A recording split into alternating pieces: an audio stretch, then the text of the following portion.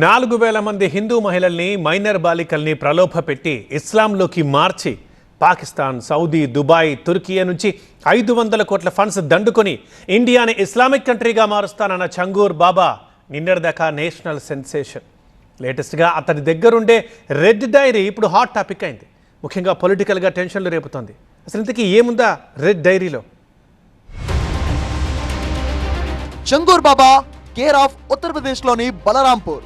పేరుకే బాబా, కానీ చేసేది మాత్రం చీకటి దందా. విదేశాల నుంచి అడ్డదోవలో 100 కోట్ల నిధులు తెప్పించుకొని హిందూ మహిళలను మతమార్పిడి చేయడమే ఇతగాడి పని. చంగూర్ బాబా మత మాఫియా మూలాలు అక్కడితోనే ఆగలేదు. బాబా గతాన్ని తవ్వే కొద్దీ దేశవ్యాప్తంగా రాజకీయ డొంక కదులుతోంది. లవ్ జిహాద్ ని ఆయుధంగా మార్చుకొని ముస్లిం యువకుల్ని రంగంలోకి దింపి హిందూ అమ్మాయిలను ప్రేమించేలా చేసి పెళ్లి చేయించి మతం మారుస్తున్నట్టు బాబా మోడస్ ఆపరెంట్ గా బయటపడుతోంది. ఇందుకోసం చంగూర్ బాబా ముస్లిం యువకులకు లక్షల్లో డబ్బులు ఇచ్చినట్టుగా విచారణలో తేలింది. మిడిల్ ఈస్ట్ లోని అరబ్ దేశాల నుంచి 100 కోట్లలో డబ్బులు రావడాన్ని సీరియస్ గా తీసుకున్న UP anti terrorist squad, ATS, NIA, ED ఇలా అన్ని కలిసి దర్యాప్తును ముమ్మరం చేశాయి. అయితే ఈ క్రమంలో ఫోకస్ లోకి వచ్చిందే ఈ చంగూర్ బాబా రెడ్ డైరీ. చంగూర్ బాబా విలాసవంతమైన భవనంలో స్పెషల్ టాస్క్ ఫోర్స్ నిర్వహించిన దాడుల్లో దొరికింది ఈ రెడ్ డైరీ.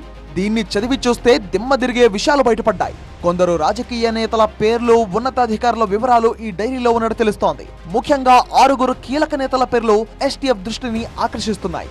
2022 యూపీ అసెంబ్లీ ఎన్నికల సమయంలో వీళ్లందరూ చంగూర్ బాబా నుంచి ఆర్థిక సాయం పొందినట్టుగా గతంలో ఆరోపణలున్నాయి. అందుకే చంగూర్ బాబా రెడ్ డైరీ యూపీలో కలకలం రేపుతోంది.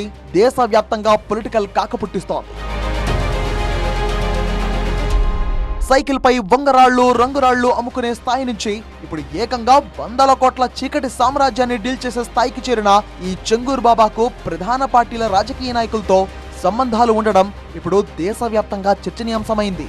పైగా మత మార్పిడిలకు లింక్ ఉన్న సబ్జెక్ట్ కావడంతో సీరియస్ గా మారింది చంగూర్ బాబా ఇష్యూ. జూలై 5వ తేదీన చంగూర్ బాబా, అతడి సన్నిహితురాలు నీతు అలియాస్ నస్రీన్ లక్నోలో అరెస్ట్ అయ్యారు. అయితే ఇప్పుడు ఈ రెడ్ డైరీ డీటెయిల్స్ తో పోలీసులకు కొత్త తీగ దొరికినట్టయింది.